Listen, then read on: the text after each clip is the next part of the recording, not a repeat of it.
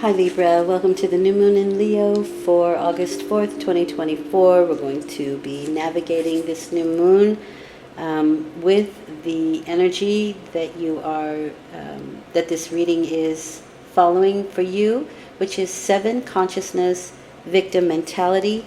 However, for you it is reversed. So let's look into the reversed energy of this particular card. Normally it means taking your power back, but when this card is reversed, the ropes fall away from this man's hands. He can step away from this mentality. It's the ability to get out of the situation that's been very disempowering for you, or at least the ability to take your power back within it. If you've been passive in your life, it's time to know your value and your inner strength. And you're actually finally ready to do that now. You can muster up the courage and the willpower.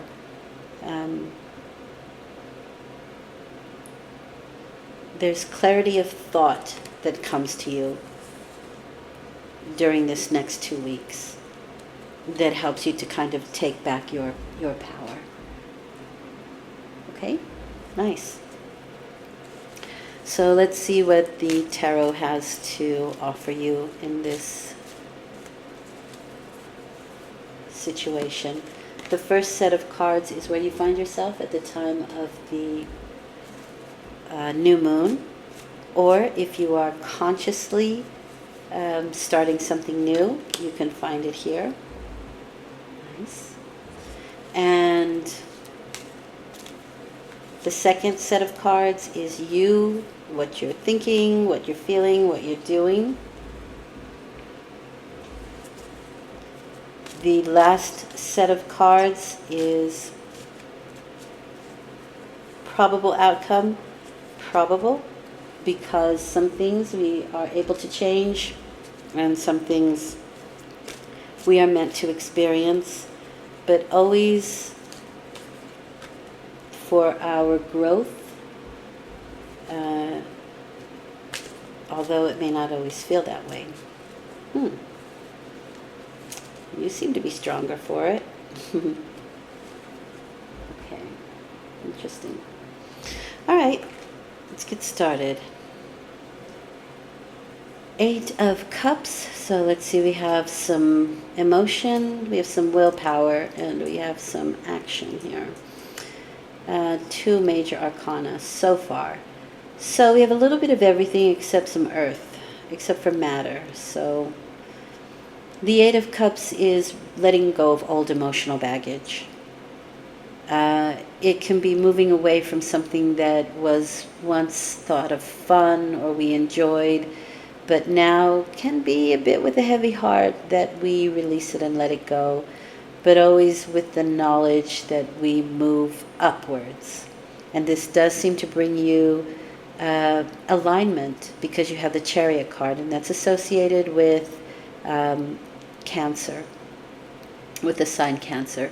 So the Chariot card is our head, our thoughts, our emotions, our heart, our spirit are all in alignment.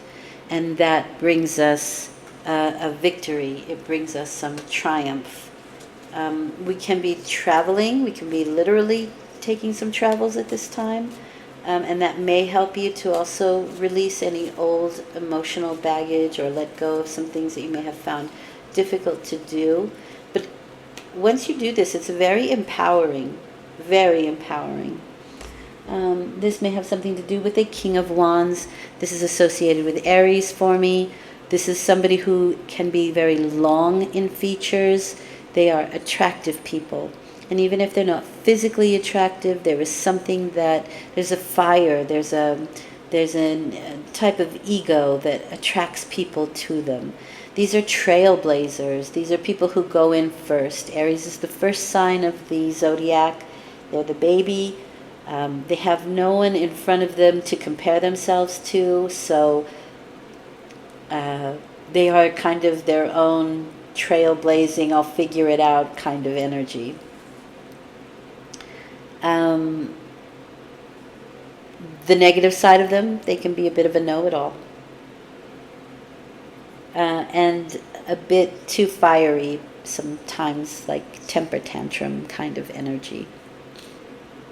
However, he is the king, and so he is mastering his ego, he is mastering his will during this lifetime. And that's a good thing. There is a feeling also of renewal here with the King of Wands. Again, it's the baby energy, so it's that renewed kind of reborn sort of energy. Okay.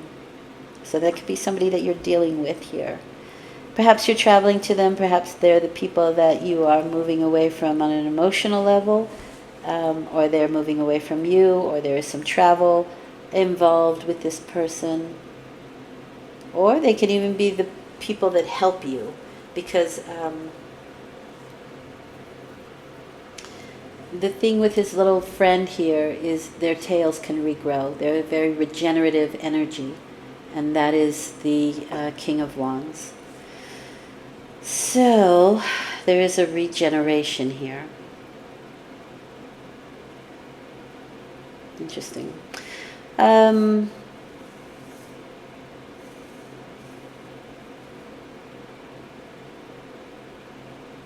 Two cardinal signs. Okay, so you and how you're dealing with the whole situation. You're the Four of Wands and the Eight of Swords. The Four of Wands is a celebratory energy. It is a rite of passage. It can be the people that think like us, that act like us, that invite us into their stability, into their place. This can be the marketplace, but it can also be weddings, bar mitzvahs,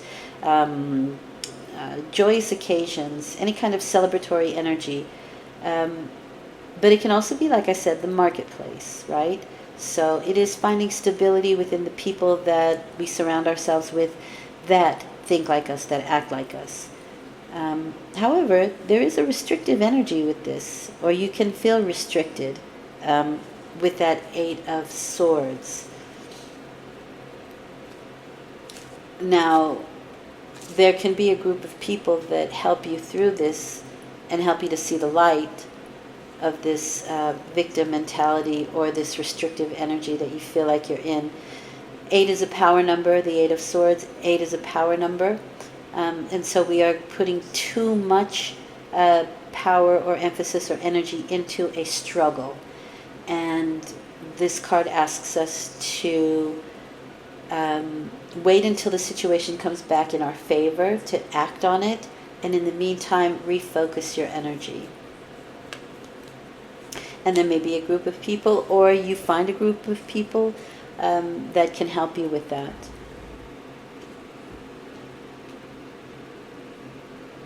There may be things that you keep hidden. This is a very secretive energy, the High Priestess. But it's also what you deem sacred, your divinity. And this is the structure on which you are to build upon. So if the Magician is like your vision or your concept, the High Priestess is, what do I deem divine? What is sacred to me that I can that I can build upon? That I can put those Empress, the number 3, right? The Empress is the details, that I can put the details upon. I need a good solid structure on which to believe in, so that I can deal with any struggle, so that I can deal with, so I can bring myself back into some kind of foundational energy, some good foundation, some good solid solidity in my life. So you have a bit of a mixture of the material and the spiritual, because now you have 3 major arcana cards, and those are the things that are going on an internal level. But it's driving the external, and it's being reflected to you back in the external. And so relieving yourself of old emotional baggage puts you in alignment, right? You can stop thinking about what is not working for you, and then everything sort of falls into place in what is working out well for you. The things that you have feel ineffective, right? The energies that you're putting into something that just seem to fall flat. You maybe find a group or I mean, this can just be a rite of passage, the Four of Wands. It's what everybody goes through. And learning to refocus and not to keep struggling against, hitting yourself against the brick wall. You can wait until the wall, deteriorates, or you refocus and you walk along the wall until you find another opening. But it's the sacred divine self that is the structure of removing yourself from this situation, of keeping yourself from, hitting the brick wall.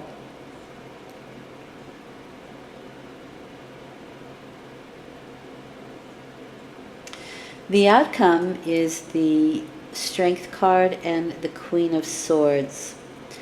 The Strength is healing, very possibly from these situations that you find yourself in. It is your ego, and so it is finding a balance within your willpower and healing from that. It's taming the beast within, right? The beast within is our ego. We are not trying to get rid of the ego, we're trying to balance the ego. We need the ego. The ego is necessary to get up every morning and do what we have to do. It drives us, but it needs to be in balance. Part of that can be through a Queen of Swords. And this is also physical healing. It's healing of all kinds, right? It is associated with Leo, the sun god, the sun king rather. And the interesting thing about the sun king is the sun just gives. It asks for nothing in return. It doesn't need to be praised. It doesn't need to be adorned. It's just the sun. It gives. It gives and it keeps on giving until it can't give anymore. It asks for nothing in return. It's a very magnanimous energy. The thing with the earthly Leos is they are also magnanimous and giving, but they often want this to be the center of attention. They want to be recognized for it, and they want the kudos for it, and they want the riches for it, and they want that kind of thing. And so they're learning to balance that out. They're learning to find balance in that situation. The Queen of Swords is associated with Virgo for me. And this is somebody who can really have a sharp mind as well as a sharp tongue. They can create conflict. They're trying to clear their mind and remain clear, but that can cause a little upheaval on the ground, right? Her mind is clear. She knows what she's going to cut off, and she knows what she's thinking, and she knows what she thinks and believes in. But this causes some major trouble. They can just be people who create a lot of conflict. They are somebody who can cut somebody off without a thought, if they don't believe or think or whatever, and that's something that they're learning at this time. But they also have a very sharp mind. They're great with detail,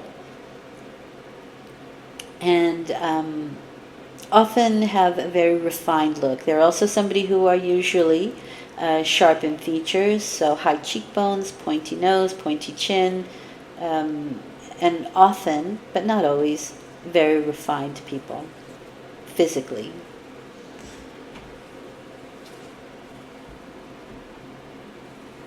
So there may be somebody around you who needs a rest, or need some healing or are helping you to do that.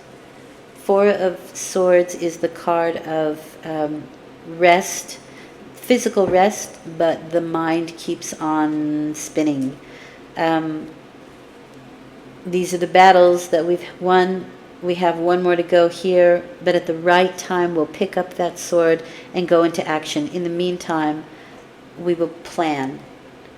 Now you have 2 4s here, so we're trying to bring stability to a situation, some good foundation, some good stability to a situation. And that has a lot to do with victim mentality and that clarity that we have, or the clarity that we need, the stability that we're searching for. The Strength card is also courage. And I think that the Queen of Swords is somebody who has that courage. If she has something to say, she'll say it. And not only that, if this is a friend, this is somebody who will stick up for you tooth and nail. They'll defend you to no end. They can be a great friend. If you tell them somebody slighted you, they'll go after them. They will have no qualms about telling them what they think. So this can be a very good friend who defends you. And maybe they're teaching you some courage in the face of adversity. And very possibly they may be somebody who helps you to get over a victim mentality,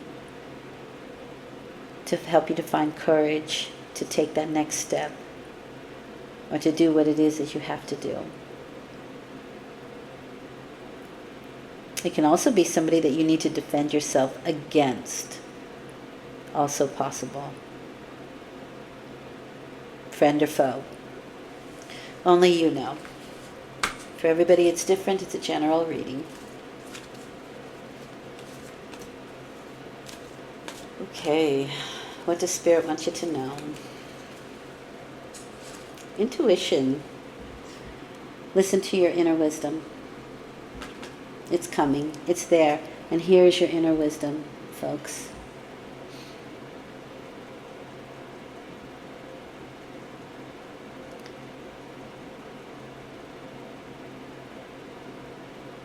It's the thing that brings you stability. And this is a rite of passage, to listen to your inner wisdom. Thank you for listening. I hope this has been helpful. I'll return in 2 weeks with a full moon reading. Your viewage is very much appreciated. Thank you so much. Bye for now.